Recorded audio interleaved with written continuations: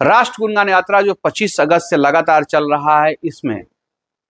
न केवल ये संदेश दिया गया कि भारत की भूमि पर हमारे तिरंगे को आप अपमानित करने का प्रयास नहीं कर सकते, बल्कि साथ साथ ये भी हम लोगों ने इस यात्रा के दौरान हमें अपने आध्यात्मिक जीवन में,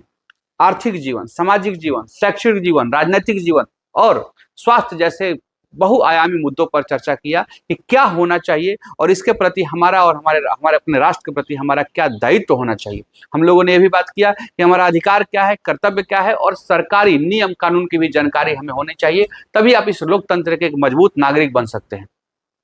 इन सभी मुद्दों से लोग हजारों की संख्या में जुड़ते चले गए और जब ये बात हुआ कि सरकार से आप ये पूछिए कि सरकार आपको क्या देगी, और राष्ट्र गुणगान यात्रा में ये बात हुई कि राष्ट्र को हम लोग क्या दे सकते हैं, तभी जाकर के हमारा राष्ट्र ताकतवर होगा। तो हर व्यक्ति ने बहुत ही उत्साह के साथ इस यात्रा में अपना सहभागिता निभाया। जो कई गांव में देखा गया कि आज का जो युवा है बहुत ही ज्यादा एस्पिरेशनल यूथ है, वो अपने जीवन में, अपने जीवन काल में अपने आप को गौरवान्वित करने के साथ साथ ऐसा करना चाहता है कि जिससे उसके माता पिता के साथ साथ समाज और राष्ट्र उसका नाम का गौरव और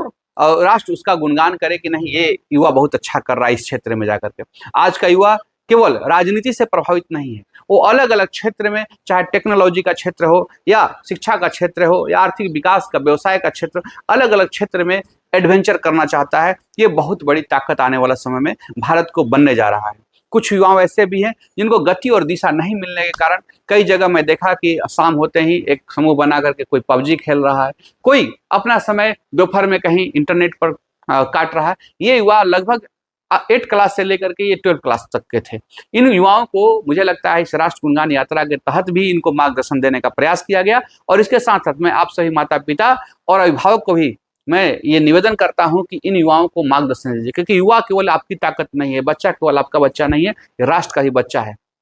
साथ साथ अगर ये बेहतर करेगा तो न केवल आप और आपका परिवार एक बेहतर जीवन की तरफ जाएगा, बल्कि राष्ट्र भी एक मजबूत धरोहर ये युवा बन सकता है, क्योंकि एक युवाओं से और 140 करोड़ की जनसंख्या से ये राष्ट्र बना हुआ है। इस राष्ट्र को ताकतवर बनाने के लिए हमारी जितनी सहभागिता है उतना ही महत्वपूर्ण आपका है, जितना आपका है उतना ही हर व्यक्ति का है। तो हर व्यक्ति इस राष्ट्र के निर्माण के लिए जरूरी है। जिस क्षेत्र में आप अपना जीवन का संकल्प लिए हैं, जिस क्षेत्र में आप अपने जीवन का उद्देश्य और करियर को बना रहे हैं, उस क्षेत्र में बहुत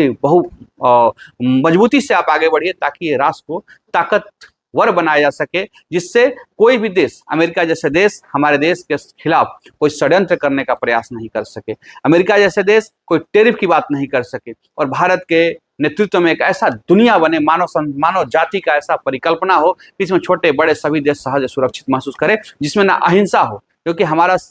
जो सनातन संस्कृति है या हिंदू संस्कृति कहिए या भारतीय संस्कृति कहिए, इसमें कहीं भी कोई भी इसमें हिंसा का जगह नहीं है, कहीं भी अमानवता का जगह नहीं है। इसको भारत ही नेतृत्व कर सकता है, एक ऐसा समाज बना सकता है। तो इसके लिए अब जमुई के लोगों को प्रयास करने की जरूरत है, क्योंकि हम लोग एक जमुई भारत में या बिहार के विकास के लिए एक बहुत बड़ा अपना रोल अदा कर सकता है। जय हिंद।